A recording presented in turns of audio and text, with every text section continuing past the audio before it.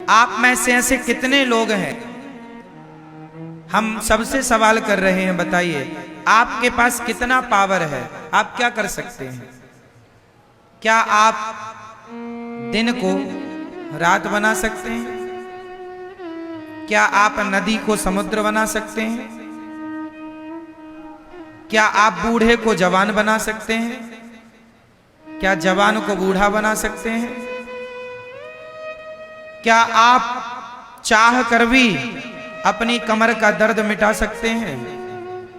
दवाई ही तो खा सकते हैं, अच्छा इलाज ही तो करा सकते हैं। वो इलाज के बाद भी दर्द जाएगा या नहीं, ये आपके हाथ में, आपके हाथ में होता तो दर्द ही ना होता। किसान खेत में बीज ही तो बो सकता है, कितने कुंटल फसल आएगी किसके हाथ में है? क्या है, आपकी बेटी का विवाह कब होगा ये आपके हाथ में है? आपकी बहू के बेटा ही होगा या बेटी ही होगी ये आपके हाथ में है? बोलो मेरी माँ, फिर क्या आपके हाथ में है? आपको कितना लाभ होगा, कितनी हानि होगी, ये आपके हाथ में है।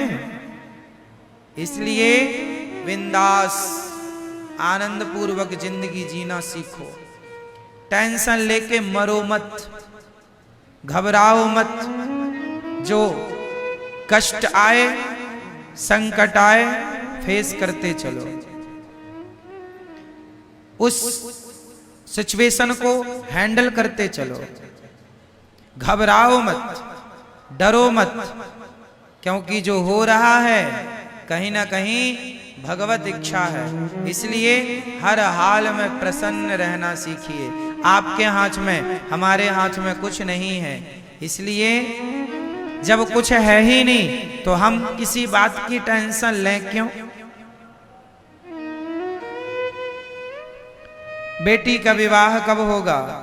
जब समय, आप कर्म, इसका अर्थ ये नहीं है कि आप कर्म ना करें, कर्म करते रहिए, प्रयास करते रहिए। बेटी का विवाह जब होगा, हो जाएगा। आप अच्छा लड़का ढूंढते रहिए, टेंशन नहीं लेना। अरे महाराज जी लड़का ही नहीं मिल रहा है, घबरा रहे हैं, ब्लड प्रेशर हाई हो रहा, ये कोई बात नहीं। शांति से ये मान के चलिए, करता धरता भगवान है, जो करेंगे बिहारी जी अच्छा करेंगे। उनकी इच्छा में अपनी इच्छा मिला देनी चाहिए। कोई एक थप्पड़ भी हमारे गाल पे मारे तो ये मान लेना चाहिए कि ये भी भगवत इच्छा ही। क्या करोगे? भगवान की मर्जी के बिना कुछ नहीं होता। पत्ता भी हिल रहा है तो भगवान की इच्छा से हिल रहा है, ये समझिएगा। अब आप फिर सवाल करेंगे कि फिर जो लोग चोरी करता है तो क्या वो भी भगवान की इच्छा है? हाँ, वो भी भगवान की इच्छा है। क्योंकि जब वो चोरी करेगा, पकड़ा जाएगा तो उसको दंड मिलेगा। दंड क्यों मिलेगा? क्योंकि उसके कर्मों के अनुसार उसके भाग्य में दंड का विधान था, तो वो वैसी जैसी होनी होगी वैसी करेगा। भगवान बुद्धि मति गति वैसी बना देते हैं। जो होना होता है तब मति गति भगवान वैसा ही हम और आपको सोच भी नहीं, हम और आप जो सोचते हैं वह भी कंट्रोल भगवान के हाथ में होता है। हम उतना ही सोच सकते हैं जो भगवान सोचवाएंगे, उतना ही बोल सकते हैं जितना भगवान बुलवाएंगे, उतना ही कर सकते हैं जितना भगवान करवाएंगे। क्योंकि हम कठपुतली हैं, सब ही नचावत राम गोसाई। आज का आदमी व्यर्थ में टेंशन लेता है, व्यर्थ में परेशान होता है। ये जिंदगी परेशान होने के लिए नहीं मिली, ये जिंदगी मस्त होकर के जीवन जीने के लिए मिली है। खूब बिंदास जियो, आनंद से जियो, प्रसन्न चित्त से जियो। जो हो रहा है उसे भगवत इच्छा मानकर चलते रहो। आनंद के लिए जीवन मिला है, दुखी होने के लिए जीवन नहीं मिला कि जरा सा संकट आया दुखी होने लग गए, रोने लग गए। अरे जब अच्छा समय आता है आदमी का तो वो जब अच्छा समय आता है तो आदमी उस अच्छे समय को एक्सेप्ट करता है, स्वीकार करता है। तो बुरा वक्त आए तो उसे क्यों ना स्वीकार किया जाए। इसलिए हर समय को भगवान की कृपा मानकर, भगवान का प्रसाद मानकर उसे स्वीकार करना चाहिए। तो अब बताओ, आप और हम लोग क्या करते हैं? आप कितने लोगों का पेट भरते हैं बताओ मैया? कितने लोगों का पेट भरते हैं आप लोग? 2 लोगों का, 4 लोगों का, 10 लोगों का? बताओ मैया। ओ मेरी माँ, आप कितने लोगों का पेट भरती हो मैया? आपसे पूछ रहे हैं जो थोड़ी देर पहले आपने जम्हाई ली है। बताओ है? कितने लोगों का पेट भरते हैं आप? 10 लोगों का? आप बताओ कितने लोगों का पालन करते हो आप लोग? दादाजी आप कितने लोगों का पालन करते हो? हम और आप कितने लोगों का पालन करते हैं? मैया बोलो मेरी माँ। किसी का भी नहीं। सबके पालनहार कौन है? भगवान। इससे क्या सिद्ध हुआ? हम जन्म क्यों लिए हैं? हम भगवान को प्राप्त करने के लिए, अच्छे काम करने के लिए, अच्छे विचारों को प्रकट करने के लिए, अच्छे रास्ते पर चलने के लिए हमारा जन्म हुआ है। पर हम लोग बुरे रास्ते पर चलते हैं, बुरे काम करते हैं। अच्छे काम करो, अच्छे रास्ते पर चलो और आनंद से जीवन जीते रहो, जीते रहो, जीते रहो, जीते रहो। ये ना सोचा जाए कि हम तुम्हें पाल रहे हैं, हम तुम्हें खिला रहे हैं। कोई किसी को नहीं खिलाता। हर व्यक्ति अपने भाग्य का दाना पीना, खाना पीना खाता। एक राजा था। एक राजा ने एक मक्के का दाना लिया, मक्के का एक दाना लिया और दाना लेकर के अपने गुरुजी से बोला, राजा सिंहासन पर बैठ के भरी सभा में। राजा ने कहा, गुरुजी बताइए, ये जो मक्के का दाना है, यह दाना आप तो सब कुछ जानते हैं, बताइए यह दाना, इस दाने में किसका नाम लिखा है?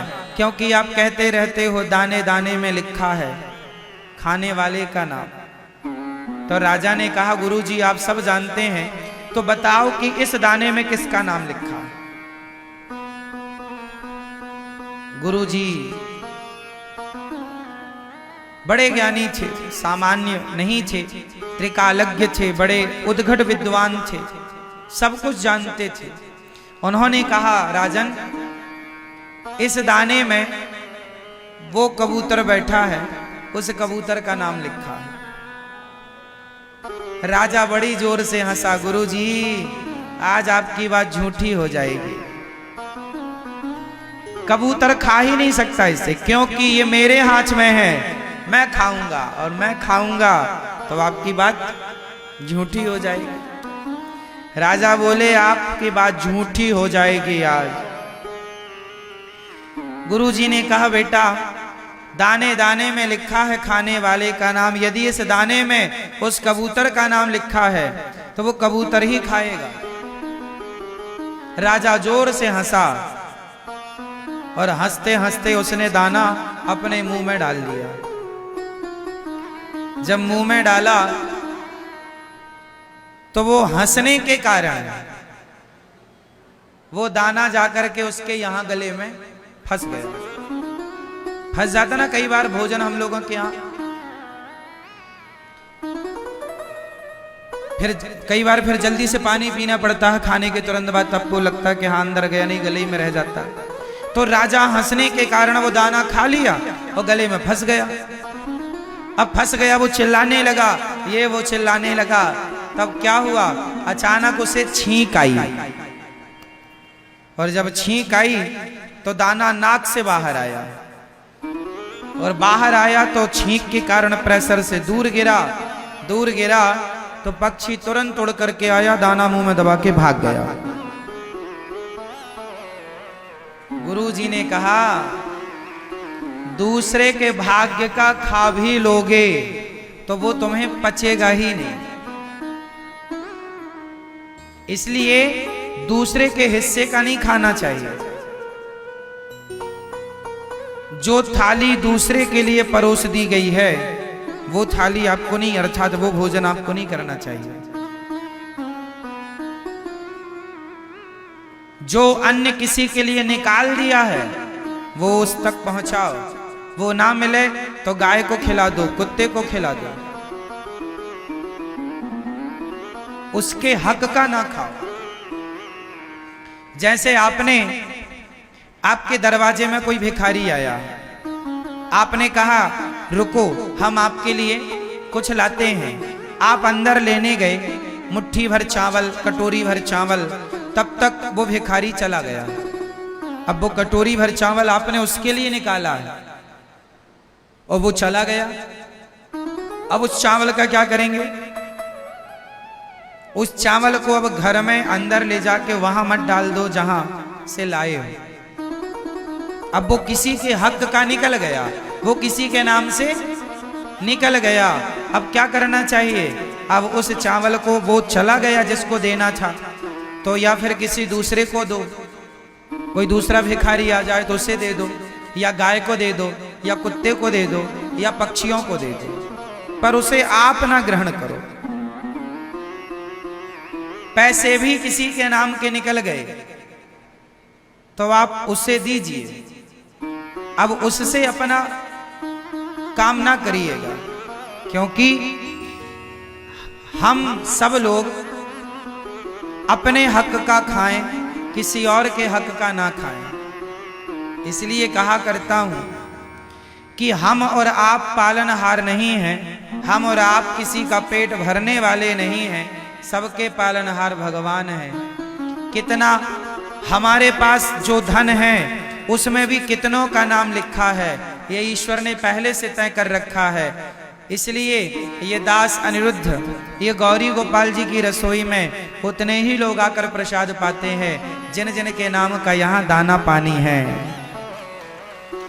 तो ये आपके भाग्य का ही आप लोग खा रहे हैं, ये आप ही खा रहे हैं आपके भाग्य का। इसलिए कोई किसी को नहीं खिलाता, कोई किसी को नहीं देता, भगवान ही सबको देने वाले हैं। इसलिए दाता एक ही है, दाता एक राम, भिखारी सारी दुनिया, और राम एक देवता, पुजारी सारी। तो मैया पालनहार कौन है? करने कराने वाला कौन है? हम कौन हैं? हम कौन हैं? कुछ भी नहीं।